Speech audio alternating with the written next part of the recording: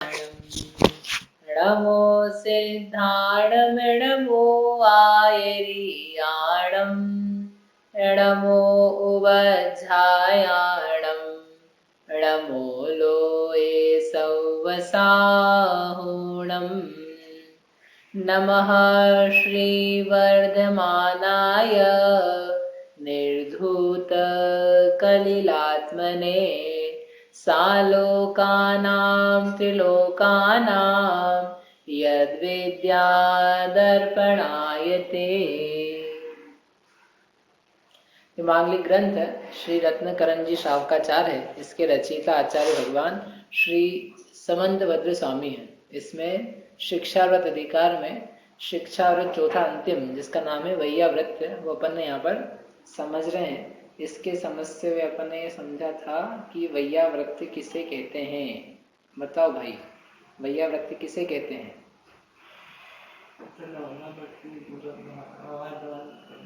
आहार दान करना, उसको कराना।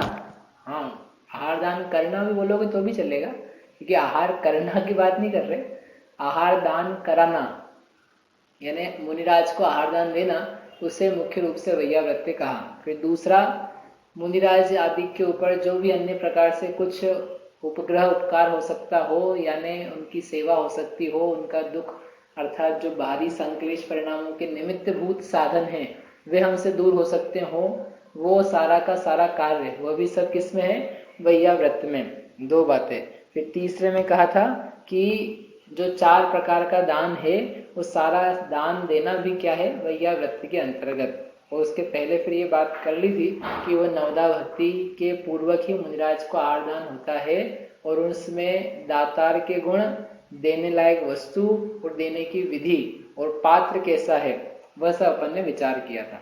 उनके फल आदि को भी देखा था। आपको बस अभी इतना बताना है, 3 चीजें पूछेंगे, कुपात्र, पात्र और अपात्र। बोलो मिताली, कुपात्र किसे कहते हैं?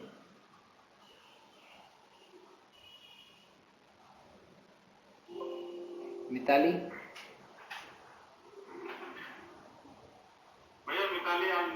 अच्छा, आप बता दीजिए कुपात्र किसे कहते हैं? हाँ,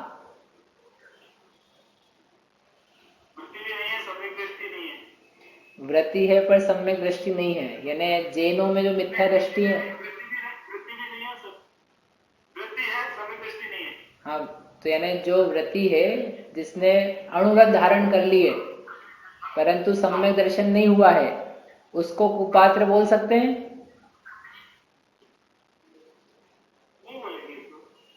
उस तो अभी आपने बोला ना व्रति है और सम्यक दृष्टि नहीं है, तो फिर किसे बोलेंगे? जो वृत्ति भी नहीं है और मतलब सम्यक दृष्टि भी नहीं है, उसको बोलेंगे। अच्छा, मतलब जो सामान्य मंदिर जाता है तो ना उसके व्रत हैं और वह सम्यक दृष्टि भी नहीं है, अभी आत्मा का अनुभव नहीं किया है, तो वह अपात्र है, कुपात्र है।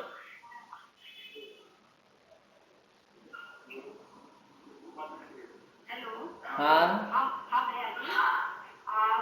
कुपात्र का पूछ रहे हैं ना? हाँ, तो जिनके व्रत तो है, सम्यक तो नहीं है। तो वही तो भैया ने बोला था, मैंने वही तो बताया, ये ठीक नहीं है। रुको, अभी अपन दूसरे से पूछते हैं। शुभम, आप बताओगे?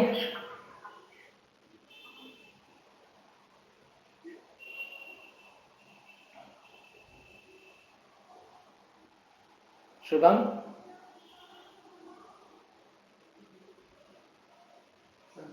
जो रहते हैं, जो जिन्हें सम्यक तो रहता है, जो बेजदारी जो हाँ, देखो ये बताया था अपन ने कि कुपात्र कौन है, कि जो सम्यक दर्शन तो जिसके दिख ही रहा है कि नहीं है, परंतु फिर भी जिसका बाह्य में कुछ त्याग वगैरह पाया जा रहा है, और वो त्याग यानी जैन दर्शन वाला त्याग की हम बात नहीं कर रहे हैं। कौन से त्याग की बात कर रहे हैं? कि ये बाबा सन्यासी वगैरह जो होते हैं, जिन्होंने घर का त्याग कर दिया, रुपये पैसे रखते नहीं, मंद कषाई हैं, पाप कार्य करते नहीं विशेष, और समता भाव से रहने का प्रयास करते हैं, हितकारी वचन बोलते हैं, उपदेश वगैरह देते हैं, इस टाइप के जो जीव हैं उनको बोलते हैं कुपात्र। व्रति हो और सम्यक तो नहीं हो, तो व्रति का मतलब, लेकिन यहाँ पर कौन सा, ये अनुव्रति वाला व्रति की बात नहीं है, क्योंकि ये तो अपन ने देख लिया ना कि जिसको व्रति होगा, तो हम अंतरंग सम्यक दर्शन की बात नहीं कर रहे हैं। हम बाहर से यदि व्रति है, जैन दर्शन में उसने व्रत धारण करे हैं, मतलब वो तो सम्यक दृष्टि है ही, तब तो उसने व्रत धारण करे, उन व्रतों को भला माना है, तो वो तो सब सुपात्र की श्रेणी में रख दिए थे। इसलिए वो तो उत्तर सही था आपका कि वो कुपात्र नहीं कहलाएगा। लेकिन कुपात्र कौन कहलाएगा? जो बाहर में वेशधारी है, नाना प्रकार के पीतांबर, रक्तांबर, नीलांबर आदि वेश वाले हैं, जिनके कुछ परोपकार, संयम, दया, दान वगैरह पाई जा रही है, परंतु सामने ही दिख रहा है कि इनके सम्यक दर्शन का तो स्थान है ही नहीं, क्योंकि ये तो जिन भगवान को मानने वाले ही नहीं है, जिन शास्त्र की रुचि नहीं रखते हैं, ऐसे जो जीव हैं उनको बोलते हैं कुपात्र। और अब आपको बताना है मालिनी जी, अपात्र किसे कहते हैं? जी भैया, अपात्र ये जो हम करुणादान देते हैं वो अपात्र में आते हैं। नहीं, तो आप करुणादान दोगे तब जब आपको अपात्र पता होगा। पहले अपात्र तो बताओ क्या होते हैं। भिखारी वगैरह जैसे बैठे होते हैं। सारे भिखारी अपात्र हैं क्या?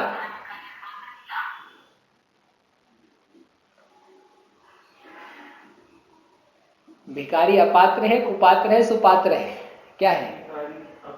भिखारी अपात्र है।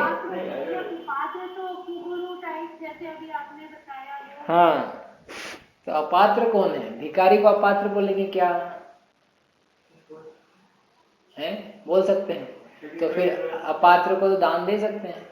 अपात्र के लिए तरीका क्या बताया था? जिसके ना बाहर में कोई व्रत है, व्रत यानी कोई नियम, धर्म, त्याग, संयम, दया, तपस्या कुछ नहीं दिखाई दे रहा है, और जिन धर्म का श्रद्धान का भी अंश मात्र भी नहीं है, ऐसे जो जीव है उनको बोलते हैं अपात्र।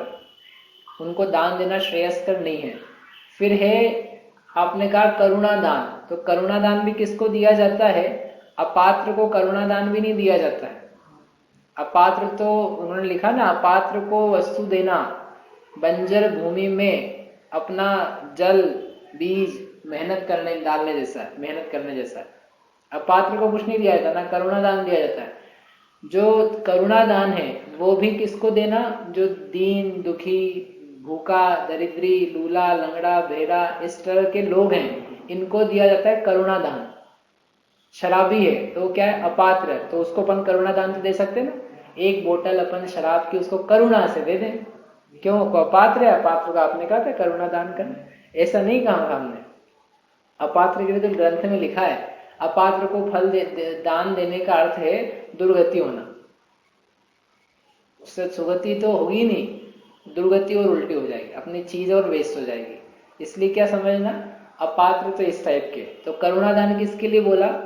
जो ये तीनों टाइप के जीव नहीं है, परंतु जो गाय, बैल, ढोर, पशु, पक्षी, गरीब, मनुष्य, तिर्यंच इत्यादि हैं, उनको अपनी दया भाव से युक्त होकर के देना। देखो, अपात्र को देख करके आपको दया भी नहीं आएगी। किसी शराबी जो कहीं पड़ा हुआ हो, भीख मांग रहा हो, उसको देख के आपको करुणा नहीं आएगी। कोई मांसाहारी व्यक्ति हो, उसको देख करके आपको करुणा नहीं आएगी। जो क्रूर टाइप के लोग हैं, वो आपसे पैसे मांगने आ भी जाएं, तब भी आपको करुणा नहीं आएगी, क्योंकि क्रूर है। करुणा जिस पे आती है उसको देना दान, वो करुणा दान होगा। तो करुणा के योग्य उसकी स्थिति तो होनी चाहिए ना, उसकी स्थिति नहीं करुणा के योग्य, तो आप दान भी नहीं दे सकते करुणा। ठीक है, समझ में ही बात? हाँ बोलिए। यदि भैया जी हमने दान दे दिया, अरे हमको मालूम नहीं कि वो उसका दुरुपयोग भी कर रहा हो पीठ पीछे, हमको मालूम नहीं, तो हमें तो कोई दोष नहीं लगेगा ना। हाँ, ये अपनी बात करी थी अपन ने पहले कि अपने को जब दे रहे हैं तब विचार विवेक पूर्वक देना। आपने जितना विवेक आप लगा सकते हो उसके अनुसार दिया तो ठीक है, फिर उसके बाद वो करे तो वो अपन उसका ज्यादा कुछ कर नहीं सकते। लेकिन आपने सोचे ही नहीं, बिना सोचे समझे दे दिया और फिर आप बोलो कि वो पीछे क्या कर रहा है, हमको क्या लेना देना है, तो कहते हैं ऐसा ठीक नहीं है। कोई व्यक्ति आपसे धन मांगने आया कि हमको मंदिर के लिए 5,000 रुपए चाहिए बनाने के लिए, आप भी सहयोग करो, तो आपने कहा मंदिर बना रहा है, ठीक है ले जा भैया, तो मालूम पड़ा अपन ने तो दे दिया, लेकिन उस व्यक्ति ने क्या किया, उस 5,000 रुपए का कोई वो मंदिर नहीं बना रहा था, कोई संस्था नहीं थी, कोई जगह का नाम नहीं था, उसने खाने पीने घूमने फिरने में उड़ा दिया उसको। तो आप बोलो कि हमने तो अच्छे के लिए दिया, लेकिन भैया आपसे कोई मांगने आया तो अपन जांच पड़ताल करते कि नहीं, कि ये मंदिर कहाँ है, कौन सी संस्था है, रजिस्टर्ड है कि ये कोई व्यक्ति कहीं से भी उठ के आ गया है, ऐसे ही मांग रहा है कि कोई रसीद कट्टा वगैरह, मतलब जो चीज देखी जाती है सामान्य रूप से, तो वो देख करके आप देते हो यदि उसको तो ठीक है। अब कदाचित वो संस्था ही फर्जी हो, वहां जगह ही उसने गलत काम किया, तो उसका हम ज्यादा क्या कर सकते। ऐसे ही किसी अन्य व्यक्ति का भी समझ लेना। तो आप जिसको दे रहे हो, धार्मिक व्यक्ति को या अधार्मिक व्यक्ति को या करुणा दान वाले व्यक्ति को, कि हम जो दे रहे हैं इसकी योग्यता है कि नहीं, इतनी है तो आप दो, फिर उसके बाद कदाचित उसका बुरा हो जाए उस दान आदि की वस्तु का, तो हम क्या कर सकते, वो हमारे बस की नहीं है। अपनी तरफ से पूरी जागृति रखना है। हाँ ठीक है, तो ये इतने ही पूछते हैं अपन, अब आगे पढ़ते हैं। आज आगे आपसे कहा था 4 दृष्टांत दिया आचार्य देव ने 4 प्रकार के दान के रूप में। एक था आहार दान के लिए, किसका दृष्टांत दिया था, श्री शेण राजा। और फिर औषधि दान के अंतर्गत दिया था उदाहरण ऋषभ सेना का। ये पूरा हो गया था ना। आज अपन तीसरा पढ़ते हैं। तीसरा दान कौन सा है, ज्ञान दान। उसका नाम क्या रखा है, उपकरण दान, क्योंकि उपकरण का दान किस प्रकार से दिया जाता है, तो उसके लिए नाम क्या आया है, कोंडेश। कोंडेश नाम के एक वाला व्यक्ति हुआ। तो क्या है इसकी स्थिति, एक कुरुमणि ग्राम था, वहां पर एक गोविंद नाम का ग्वाला रहता था। उस ग्वाले ने क्या देखा, एक बार वो रोज जंगल में गाय चराने जाता था। ग्वाला यही काम करेगा और क्या करेगा, तो चराने जाता था। एक दिन क्या हुआ, जंगल में आग लग गई, पूरा जंगल स्वाहा हो गया लगभग। कैसे आग लग गई जंगल में, गर्मी के कारण से। सूरज तपा इतना, सूरज से नहीं लगती आग। आग कैसे लगती है बोलो अर्चेश, पेड़ों के घिसने से। एक पेड़ दूसरे पेड़ से रगड़ खाए, वो बांस वगैरह हो ना, जैसे चिंगारी वगैरह निकलती है, और पूरा जो वन है वो सूख गया। धूप जब पड़ती ना, आप कह रहे ना धूप पड़ी तेज, धूप तेज पड़ी कि पूरा का पूरा वो जो जंगल था वो सूख गया, मतलब उसकी पत्तियां वगैरह सब जल से रहित हो गई। और ऐसे में हवा चली, हवा चल करके रगड़ खाया बांस वगैरह, तो वो जो पत्तियां वगैरह रहती है, लकड़ियां रहती है, सब जलने लगती है, और जल करके वो फैलती जाती है, क्योंकि सब जगह ईंधन ही ईंधन है। ईंधन, ईंधन समझते कि दाह्य पदार्थ, फ्लेमेबल थिंग्स, तो वो हर जगह, क्योंकि हर जगह जंगल में क्या, लकड़ी लकड़ी लकड़ी लकड़ी लकड़ी, पेड़ पत्ते। तो ऐसा होने से क्या होता है, आग लगती है। ऐसे कैसे क्या होता है, इच्छाओं से रगड़ खाता है व्यक्ति, इच्छाएं से रगड़ खाई, फिर आग लगती है अपने आप में विषयों की। और फिर देखता है कि चारों तरफ विषय विषय विषय विषय, तो ऐसी आग फैलती है कि एक विषय से दूसरा, दूसरे से तीसरा, चौथा, पांचवा, वो विषय की जो अग्नि है वो बंद ही नहीं होती है। जंगल में आग लग जाए, दावानल बन जाए, उसको बुझाना शक्य नहीं, वो तो अब पूरा जंगल ही खत्म होएगा। इतना बड़ा फायर ब्रिगेड किसी के पास नहीं है। लेकिन धन्य भाग है कि विषयों की यदि अग्नि लगे तो उसके लिए एक फायर ब्रिगेड मौजूद है। विषय चाह दव दाह जगत जन अरनि दझावे, तास उपाय न आन ज्ञान घन घान बुझावे। कि विषय रूपी अग्नि दावानल जैसी लग रही हो इस जीव में, तो और कोई तो उसको बुझा नहीं सकता है, परंतु यदि समीचीन ज्ञान हो तो वो समीचीन ज्ञान से वो अग्नि बुझ सकती है। ज्ञान का प्रयोग करे तो सारे विषय ठंडे पड़ जाए। काम की अग्नि तेज उबल रही हो, भूख प्यास के कारण से विषयों की तृष्णा आ रही हो, पदार्थों को देख देख करके उसमें सुहावनापन लग रहा हो, लेकिन यदि ज्ञान काम करने लग जाए उस समय, तो सारी कामाग्नि, क्रोधाग्नि और वस्तुओं को खाने पीने की अग्नि, वो सब कैसी हो जाएगी, शांत हो जाएगी। लेकिन उस जंगल में ऐसी कोई ऊपर से अग्नि को शांत करने वाला नहीं आया, वो सारा का सारा जंगल जल गया। और जल गया तो बेचारा वो जो व्यक्ति था ग्वाला, तो वो अपने गायों को कहाँ से क्या चराए, वो देख रहा था, बड़ा आश्चर्य कर रहा था कि कल तक तो ठीक था, अभी ऐसा हो गया।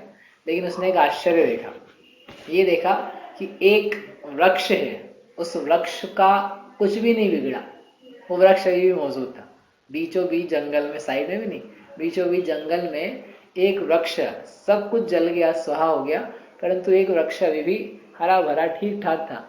तो उसको इतना आश्चर्य हुआ, होना ही चाहिए। इतने विषयों की पूरी आग चल रही हो, सब जीवों को जला रही हो, उसके बीचों बीच में कोई यदि निर्ग्रंथ विरक्त संत दिख जाए तो आश्चर्य नहीं लगेगा कि सारे लोग तो विषयों में डूब रहे हैं, भोगों में लिप्त हो रहे हैं, और ये कोई अलग से जीव हैं जिन्होंने वस्त्र मात्र तक जैसे वस्तुओं का त्याग कर दिया है। तो देख करके आश्चर्य नहीं होगा। अब क्या जैनों को आदत पड़ गई कि तुम्हारे होते ही संत ऐसे, तो इनको आश्चर्य नहीं लगता है। लेकिन जो व्यक्ति विषयों में बहुत डूबा है उसको लगता है कि ये रहता कैसे व्यक्ति, उससे पूछो उसका आश्चर्य। जैसे उसने देखा कि ये सब जल गया, ये बच कैसे गया, क्या कारण, जरूर कोई आश्चर्य होना चाहिए, जरूर कोई चमत्कारी बात होनी चाहिए। जैसे कोई भव्य जीव मुनिराज को देख करके सोचता है जरूर इनके पास कोई जादुई चमत्कारिक चीज है जिसके कारण से इनके पास विषय नहीं है, फिर भी ये चमकते रहते हैं, फिर भी ये जीवित रहते हैं। इनके पास भोजन का कोई साधन नहीं है, फिर भी ये सालों जी जाते हैं, और मांगते भी नहीं है, याचना भी नहीं करते, फिर भी जी जाते हैं। तो कितना आश्चर्य होगा। अपन को एक टाइम भोजन का नहीं हो, धन अपने पास, तो बोला आपकी स्थिति और हमारी स्थिति क्या हो जाएगी। अरे एक टाइम तो जाने दो, अपने पास अगले महीने का नहीं हो तो अपने दिन की चैन, रात की नींद गायब हो जाए। और ये मुनिराज हैं, इनके पास तो कुछ भी नहीं है, मतलब एक टाइम का, एक महीने का, एक टाइम का नहीं है। जिस टाइम में ले रहे हैं उस टाइम भी कुछ भी नहीं, हाथ में जितना उतना है, बाकी तो सब बाहर ही है, फिर भी ये जी लेते हैं। तो व्यक्ति को देख के होता है आश्चर्य, तो उसी ग्वाले को हुआ आश्चर्य कि ऐसे कैसे ही जी रहा है वृक्ष, इसमें कुछ चमत्कारी बात होनी चाहिए। तो गया, जा करके उसने देखा तो वहां पर क्या था, एक कोटर थी। कोटर समझते, जैसे वृक्ष का मूल जहाँ पर कुछ स्थान रहता है, बड़ी कोटर हो, बड़ा वृक्ष, तो बैठा भी जा सकता है उसमें, वहां बैठ करके ध्यान भी लगाया जा सकता है। मुनिराज बैठते वृक्ष की कोटर में, मूल में, वृक्ष को खोद के नहीं, वो बनती इस टाइप की है अपने आप कैसे भी। तो वहां पर उस कोटर में, वृक्ष की कोटर के अंतर्गत कुछ ताड़ पत्र रखे थे, और कुछ लिखा हुआ था उस पे। उसको नहीं पता था, ग्वाला तो पढ़ा लिखा हो नहीं सकता है, तो वो पढ़ा लिखा नहीं था, लेकिन उसने देखा कि कुछ लिखा हुआ है, और ये जो लिखा हुआ है हो ना हो इसी के कारण से ये वृक्ष सलामत बच गया है। वो जो था ना वहां पर शास्त्र था, शास्त्र मुनिराज के द्वारा लिखा गया प्राचीन शास्त्र, जिससे मुनिराज ने ताड़ पत्र पर लिखा, पढ़ करके, लिख करके उसको वहीं पर रख दिया, और उसके बाद में अनेक अन्य आचार्यों ने भी उसकी व्याख्या करी। ऐसा दिया शास्त्र में कि वो जो ग्रंथ था बड़ा अपूर्व था, उसको लेकर के अनेक पूर्वाचार्यों ने व्याख्या करी थी, और उसको वहीं पर वो स्थान पर रख के आगे चले जाते थे। एक प्रकार से लाइब्रेरी हो गया था। तो शास्त्र में रखा था वो, लेकिन वो सारा जल गया, उसको मिला जब, उसको समझ में नहीं आया क्या है, लेकिन इतना समझ में आ गया कि ये बहुत बड़ी चीज है। अपने को और ज्यादा कुछ समझ में नहीं आया, इतना समझ में आ जाए भगवान यानी कोई बहुत बड़ी चीज है, भगवान होना यानी बहुत अपूर्व वस्तु है, निर्ग्रंथ अवस्था में निज आत्मा का अनुभव होना यानी कुछ अद्भुत वस्तु होती है। भले कदाचित वो समझ में ना आए, अपने को प्राप्त ना हो, यदि प्राप्त होने लायक जैसे ग्वाला पढ़ सकता था, लेकिन वो ना भी आए, कम से कम इतनी महानता तो समझ में आई जानी चाहिए। तो ग्वाले को इतनी बुद्धि चेत गई कि हाँ ये कुछ महान है, और उसने क्या किया, बड़ी भक्ति पूर्वक सिर पे धारण करके, बोले यहाँ पर रहेगा तो पता नहीं, इस बार तो बच गया है, अगली बार क्या हो, यहाँ पर अपन क्यों छोड़े इसको, कोई ले जाए, कुछ नष्ट कर दे, इसको ले चलते हैं, बड़े अपन घर पे रखेंगे इसको, और कोई योग्य व्यक्ति होगा जो इसको जानता होगा तो हम उसको समर्पित कर देंगे। तो ले गया, और बड़े उसने प्रेम से, आदर से, उत्साह से अपने घर के उच्च स्थान पर उस शास्त्र को विराजमान किया। रोज उसको देख करके प्रसन्न होता था, हाथ जोड़ता था, भक्ति करता था। और धीरे धीरे थोड़ा समय बीता, एक दूसरे मुनिराज वहां पर आए जिनका नाम था पद्मनंदी, निर्ग्रंथ दिगंबर मुनिराज। वो आए और आकर के उसने उस शास्त्र को मुनिराज को देखी, इनको दे सकते हैं, ये योग्य पात्र हैं, क्योंकि इन समझ से अपने को तो पता नहीं पड़ता। हमारे सेठ जी जो हैं उनको दे देंगे, पता नहीं बेच नहीं कहाँ, क्योंकि उनको देते हो तो धन में लगे रहते हैं, पैसे में लगे रहते हैं। इन लोगों को दे देंगे तो उसको विवेक इतना रहा कि सेठ जी को नहीं देना, किसको देना? योग्य व्यक्ति को देना। मतलब उस ग्वाले जैसे आदमी ने इतना सोच लिया कि इसको किसको देना चाहिए, ये बड़ी चमत्कारिक वस्तु है, ये सेठ जी को देने लायक नहीं, ये गांव के किसी व्यक्ति को देने लायक नहीं है, ये किसी महान व्यक्ति को देना चाहिए। समझ में आया ना? ऐसे ही अपनी चीजें किसको देना? योग्य वस्तु योग्य पात्र को दी जाए। हर किसी को हर चीज नहीं दी जाती। मुनिराज को दिया, मुनिराज ने देखा, बड़े प्रसन्न हुए मुनिराज। उन्होंने कहा कि ये तो बड़ा अपूर्व ग्रंथ है, पूर्वाचार्यों की परंपरा से चला आया है, तुमने ये जो भक्ति रखी है शास्त्र के प्रति, इसको कारण तुम्हें बड़ा विशेष फल मिलेगा। ऐसा उपदेश दिया, कुछ समझाया, जिन धर्म की बातें बताई, उसने बड़े भक्ति से चमत्कार तो उसके मन में बैठ ही गया था, ये बड़ा अपूर्व है। जब एक शास्त्र वृक्ष के नीचे रखने से उसने सोचा शास्त्र नहीं जला, वृक्ष नहीं जला, वो बच गया, उसके जीवन बच गए, तो यदि इस जिनवाणी को, इस शास्त्र को मैं अपने हृदय में धारण कर लूंगा तो फिर मैं नहीं जलूंगा। अरे जब, ये तो सच्ची कथा है ना कि शास्त्र रखा तो वृक्ष नहीं जला। जब वो जड़ शास्त्र, जड़ यानी पौदगली की था, उसमें वचन मात्र लिखे थे, वो वचन मात्र लिखा हुआ धरने से वो जीव बच गया जलने से इतना बड़ा। तो वचन जिसके हृदय में उतर जाए तो क्या वो संसार की जलन में जलेगा?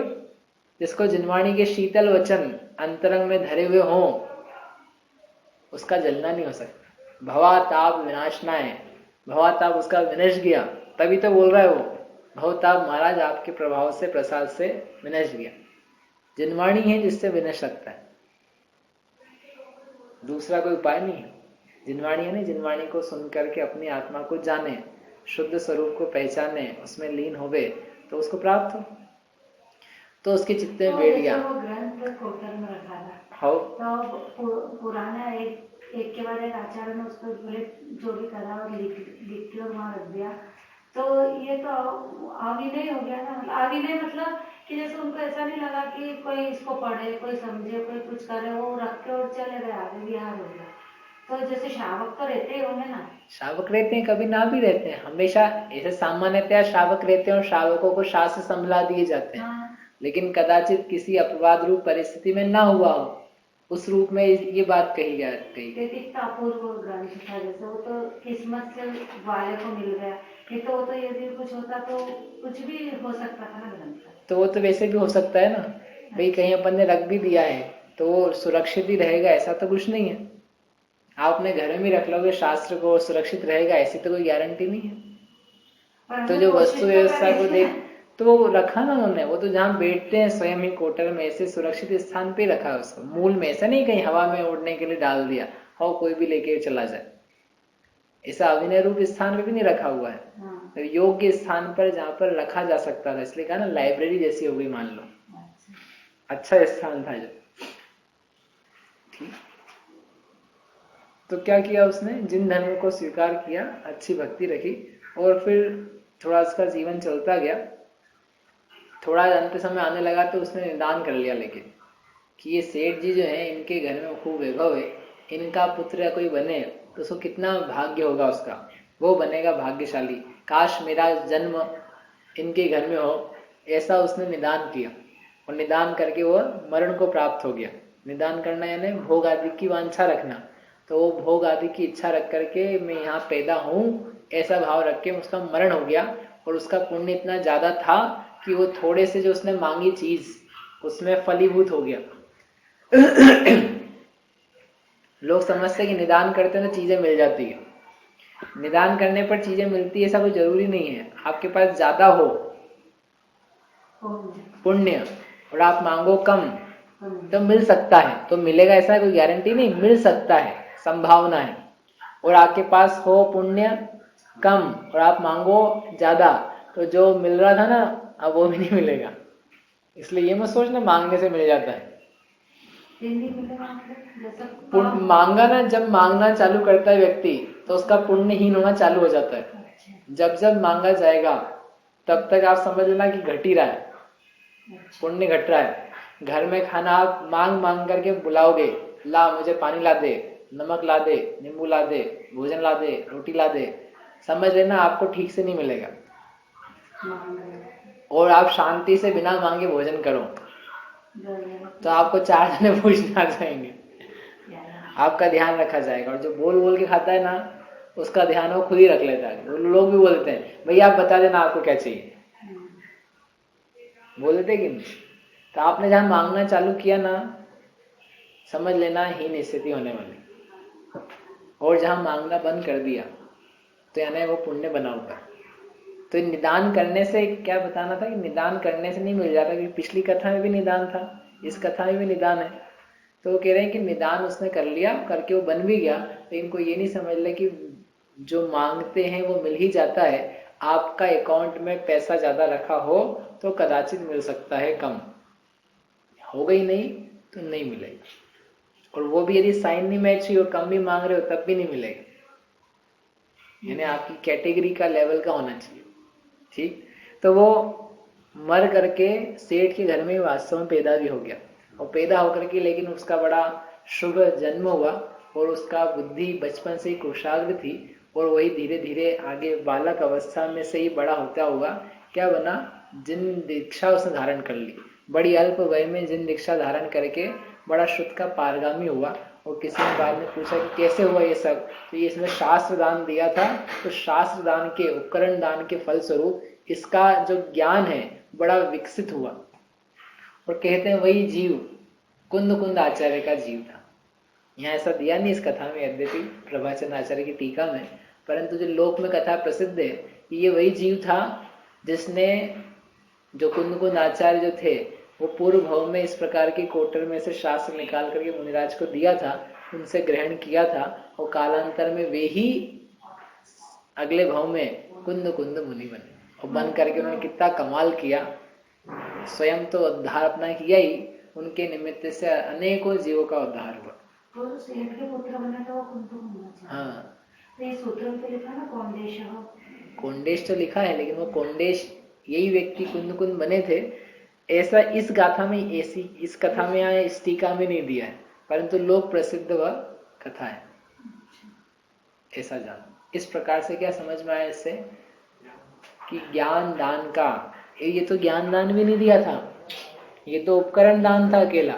ज्ञान का जो साधन था ऐसा शास्त्र, उसे शास्त्र मात्र का दान दिया था और उसकी रक्षा करी। और यदि वास्तव में ज्ञान दान देने लग जाता तब तो फिर कितना बड़ा लाभ होता। यानी एक भाव में दिया उपकरण दान, तो अगले भाव में देने लगे ज्ञान दान, और जब ज्ञान दान दिया तो अगले भाव में बन गए स्वयं ही मुक्तिपुरी के स्वामी, स्वयं मोक्ष चले गए। तो अपन क्या दे दें, कम से कम उपकरण ही दे दें। लेकिन जिस भक्ति से आप देखो उसने कितना ऊंचा रखा उसको, उसके हृदय में कितना समा गया, वो कितनी सुपात्रता देख करके उस वस्तु को दिया और जिन धर्म का पालन किया। अपने को भी वैसे ही उपकरण आदि के प्रति, जिन शास्त्र जिन आगम के प्रति भक्ति वर्तनी चाहिए। हाँ हाँ जी। हाँ भैया जी, जिन्होंने भी ग्रंथ को, शास्त्र को जो रखा ना, वो मतलब काफी विनय पूर्वक रखा, तब तो वो शास्त्र बच के रह गया। हाँ, लेकिन भैया जी ये उल्लेख आया है क्या, ये किन्होंने ऐसा रखा? कोंडेश नाम के व्यक्ति थे ना, कोंडेश नाम का जो ग्वाला था उसने ही शास्त्र को अच्छे से रखा।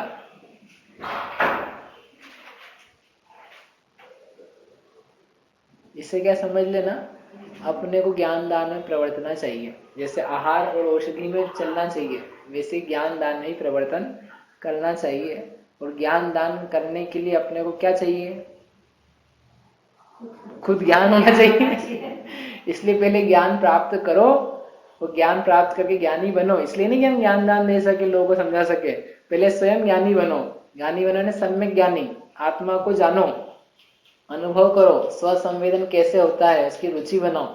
ऐसा करके जब वो स्वसंवेदन बने तो आप फिर जो कहोगे वो वास्तव में ज्ञानदान हो सकता है जिनवाणी के अनुसार।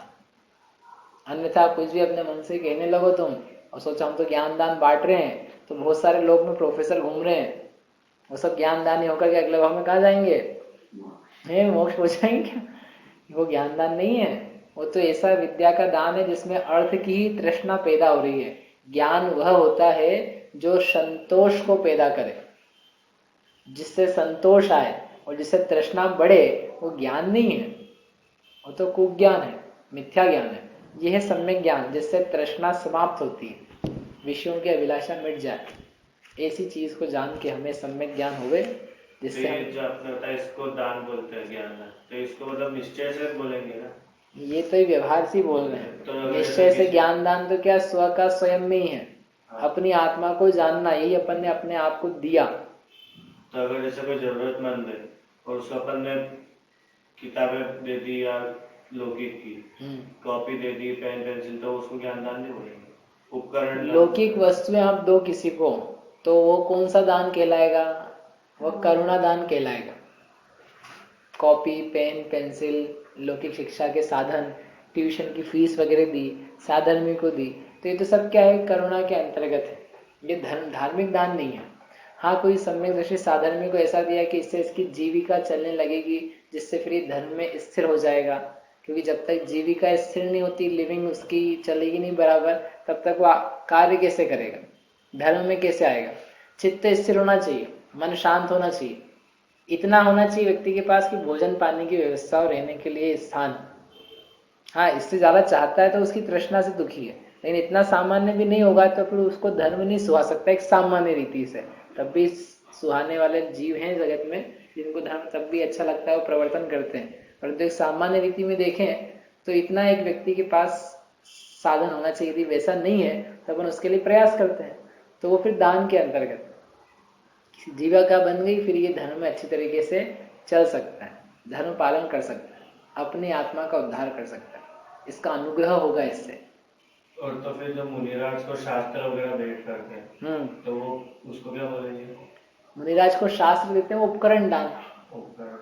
उपकरण यानी शास्त्र ज्ञान का उपकरण है, तो उपकरण दान है। पीछी का मंडल दिया, उपकरण दान है। वस्ती का दिया तो वो आवास दान जिसे कहा था, वह अभय दान, वो वाला है।